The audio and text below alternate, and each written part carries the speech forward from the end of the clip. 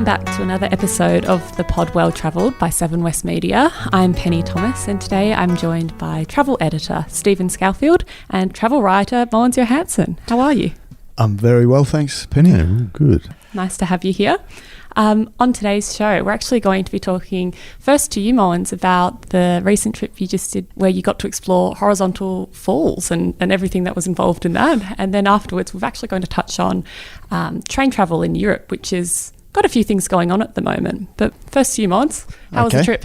Yeah, it was fantastic. I mean, I had never been out there before, and it's, you really feel once you get out to the horizontal falls, you really feel like you're in a remote place, and it's a beautiful place up there. For those who are not familiar with it, it is north of Broome at the Buccaneer Archipelago, which is sort of near the King Sound and Derby. The package that I did, Horizontal Falls Seaplane Adventures, they fly out of Broome and they fly out of Derby and Cygnet Bay, and they have, in particular from Derby and Cygnet Bay, they have half-day tours. They got full-day tours, and then they have 24-hour experiences where people can stay on the main pontoon where they land the seaplanes next to, and this new houseboat which they've got called the Jetwave Pearl, and that's moored over in a little sort of secluded part of what is called Cyclone Creek. Mm-hmm. So you really feel like when you're on this particular houseboat, you really feel like you're by yourself up there in this beautiful landscape. It's a pretty special experience. Excuse me. Yeah, right. And it's, like you said, a relatively new boat. Is it for that area? Yeah. It's one that Horizontal Falls Seaplane Adventures purchased 2 years ago, I think, but it's only just been finished. The refurb of it has only just been finished, so everything is smicko, spick and span. It's brand spanking new inside. So it's a 2-story houseboat that can host up to 20 people. Yeah. And you have sort of an exclusive. Downstairs is the dining and kitchen area. And upstairs there's sort of a lounge and a small bar area and a balcony where the guests can sort of mingle around. But the beauty of this particular product is that you as I said, there's a maximum of 20 people on board, and they get there's 3 young ladies that sort of host look after the guests basically, and there's a designated chef on board who cooks the meals for you. So you get lunch on the first day you arrive, dinner, and then breakfast. That's all included, and it's let me tell you, it was the meals were fantastic. Yeah, sounds right like up there. Yeah.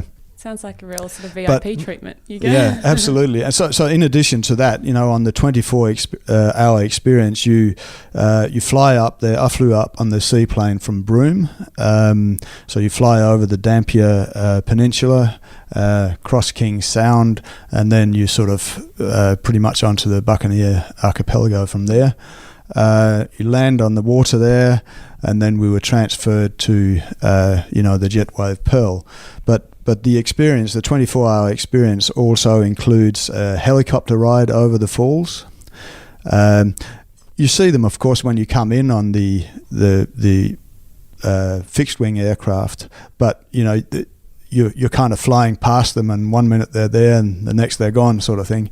When you get up in a helicopter, you get that sort of more of a steady view of it, a better view. They can place the helicopter in front of the falls when there's a boat coming through and that sort of stuff. So you really you get a much better feel for what it is.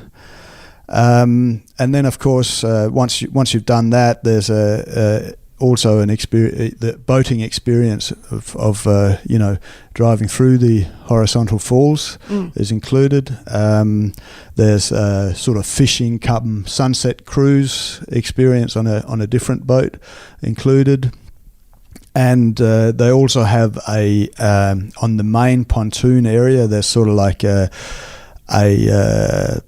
pool area set aside where, there's some tawny nurse sharks that have become familiar with the setup up there, and they when the guys bang the side of the pontoon, they come up and want a bit of feed, so they get fed barramundi of all things, which sounds a bit extravagant for these fellows, but guests can stand or submerge themselves in a sort of cage setup in this pontoon area, so that you can view the sharks, in the water, both from above and below.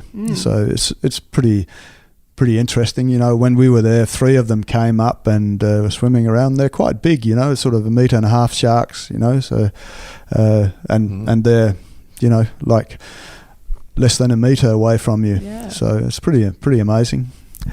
So can you give us what's the price for all of this? Let's talk about that. Well, there's a range of different products. As I mentioned, they fly out of Derby and Cygnet Bay for half-day tours. They're the cheapest ones. They start at $8.95 per person.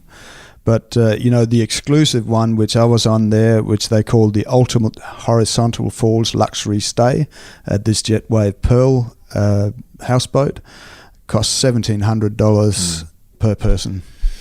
It's interesting though, isn't it? Because as you said, there's 2 sort of flight seeing tours basically. When you fly and when you fly out, and a helicopter, and then plus your accommodation and the stay and the boat stuff. So, that actually makes sense to me. Yeah, I know it sounds like a lot of money, but it actually makes sense. But you feel like you don't feel rushed, but you do a lot of things, and it's all included. So I think first when you see the price, you might balk at it a little bit. But if you were to separate all these activities, that's what I'm thinking. Then I think it's actually pretty good value. And you also have to consider, of course, how far away it is from everywhere. It's such a huge logistical exercise to actually put on. The cost of running that is massive. Yeah. I've done just not the overnight, but the Horizontal Falls, day trip or half-day trip from both Derby and Broome. Yeah, and I was so intrigued because on the Derby one particularly, they pick you up the minibus at your accommodation. And then they started picking other people up, and I'm not, probably being a little bit rude here, but I was amazed because we were stopping at all the caravan parks. And I mean, caravanners are quite often famous for being, careful with frugal. Yeah. But all of the caravanners had put $2,000 aside to do, $900, whatever it is each, to do the horizontal falls. And I was chatting with them all, and it was the one thing on their big trip that they'd put money aside for. Yeah. Whereas, they'll drive 20 kilometres to save $1 on a loaf of bread sort of thing. Buy their own.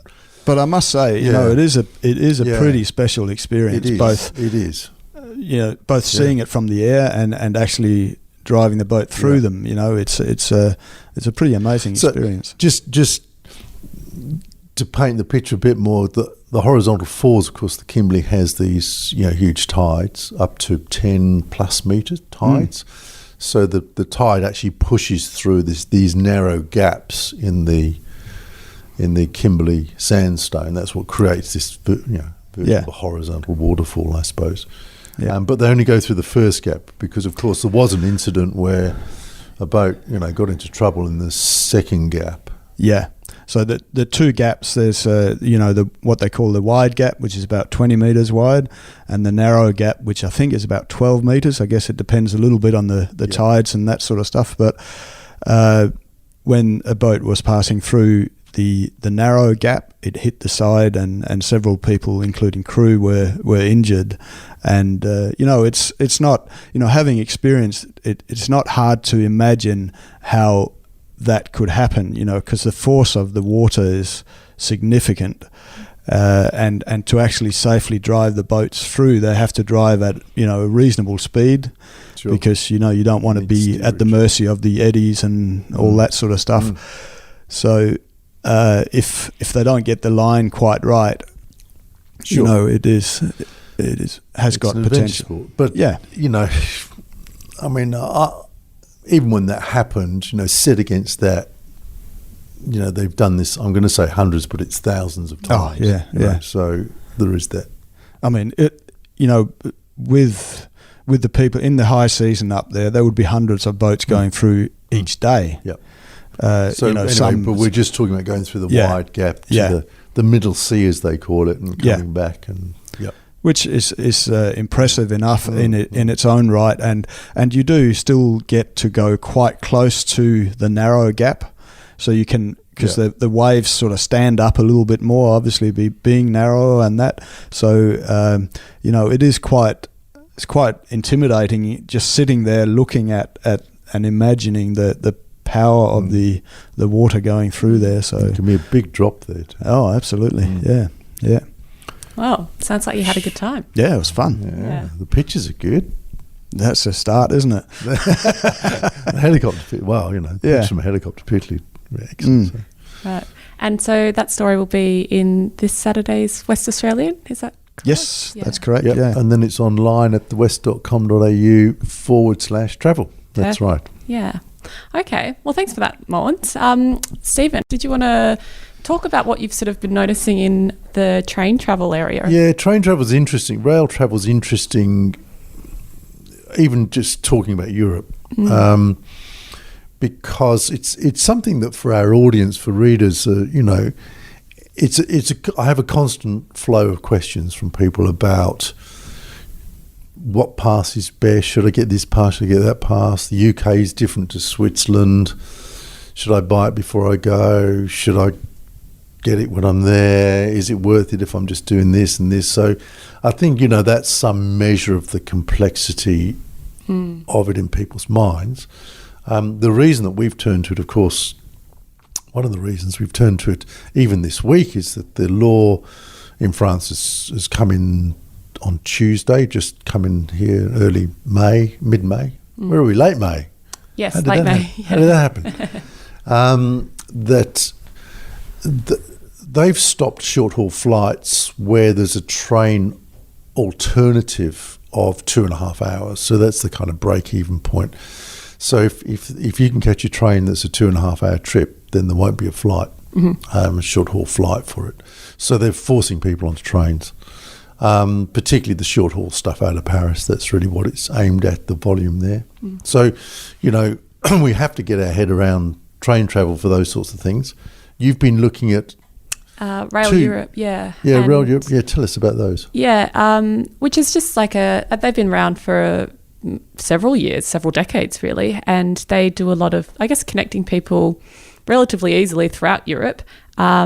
But they've got quite a user-friendly sort of interface that I think was only recently sort of revamped in Australia. So it is quite easy to sort of just type in the destinations that you want to go, and they sort of provide you with a variety of different options depending on the type of schedule that you sort of need and what you sort of desire from the trip. But what's also interesting is that they sort of understand, well, this is what I'm sort of understanding, is that they really value the role of travel agents as well. So they've got something like 15,000 local travel agents that they work with across 70 different countries, which is quite interesting in the whole, if you think of Rail Europe as maybe like a tech company that connects people and people can go and directly book, they still work with local travel agents to sort of keep them a part of the whole business. And also, I guess, so the people using Rail Europe also have that security as well if they are going through a travel agent. So they've got like a back end of their website that travel professionals can log into and go ahead and reserve seats for their clients. And I presume there's different deals that go on with that, but it also gives us or the people that are travelling the reason to still go to the travel agents and use their services. That's right, and I think that's, you know, for our readers, for our audience, that was the point with this, is that we're hopefully easing them towards somewhere where they can get help in different forms, either if they want to sit down with someone or if they want to work. I was just going to say, I mean, it is having done it and booked it myself, you know, several years ago now. It is confusing at times, and you know, in particular, what class should I choose, and you know, do I need to reserve seats, and you know, there are all these things to consider. So to be, you know, for those who are not perhaps sort of super tech savvy and familiar with or worried about booking things over the internet, to be able to still go to your travel agent and do it, I think is You're right. It is a tricky business because, yes, you know, the whole getting the right train, getting the right seat. My biggest problem in Europe is actually finding the right spot on the platform to be standing when the train pulls up. That's true. It's the most nerve-wracking part of any Europe trip for me, is making sure I'm in the right place, you know, because if you get in the wrong carriage, with your case, you're basically done, you know, I don't know. So, I think getting all that right is really important. Yeah. So we've got two options. We're also looking at rail bookers as well. Yeah, which is another option that I'm still getting my head around, but I think it's quite a similar sort of operation where you can sort of book your trips directly through them and sort of pick your own itinerary. But yeah, I will be sort of writing about the two and sort of just seeing what they offer, where they operate, where they don't operate, and what's the sort of benefit for people like us who are thinking of travelling by train throughout Europe. I think, look, honestly, Penny, in some ways the main benefit for the readers, for the audience, is alerting to the fact that you can get help. Absolutely. You know, in one place, be it Rail Bookers or Rail Europe, that, you know, there are places which, as you say, have been around a long time now, which have kind of refined the way that they deal with this. They just think about rail travel 24 hours a day, 7 days a week, and they've been doing it a long time. So you can go there and get help is probably the main point. Actually. Yeah, that's very true. And they've got really good relationships with the rail operators as well. So that's something that, you know, is always going to be a benefit to travellers. But sorry, Mogens. I was just going to say, I mean, it's a side issue, but I mean, I think what France is doing now is a brilliant thing, because when you think about how much time you waste at airports for short haul flights, you know, you got to be there, you know, best part of an hour before, and then you got to wait for your bags at the end, and you know, then there's it might be a 45-minute flight. You know, if you can do the same on a fast train and it takes 2 hours, you still come out in front, don't you? Yeah, correct. The only thing that bugs me about rail travel in Europe is security. You know, is that you're still in a fast-moving metal tube, you know, but there's no security before you get on. It's still an interesting thing for me that there aren't scanners and this and that before you get into a very fast-moving, high-speed train. True, that's a good so point. So I just thought I'd chuck that in there. Every time I get on, I don't know who else is in here, you know, compared with air travel and all the things that we go through there. No, that's a good point. And I just really feel that security, you know, it's a bugbear for me. So I've said my piece. Yeah. No, it's something to think about. Okay, well, thanks for the chat today, guys, and I guess we'll speak to you again soon. Thanks, Penny.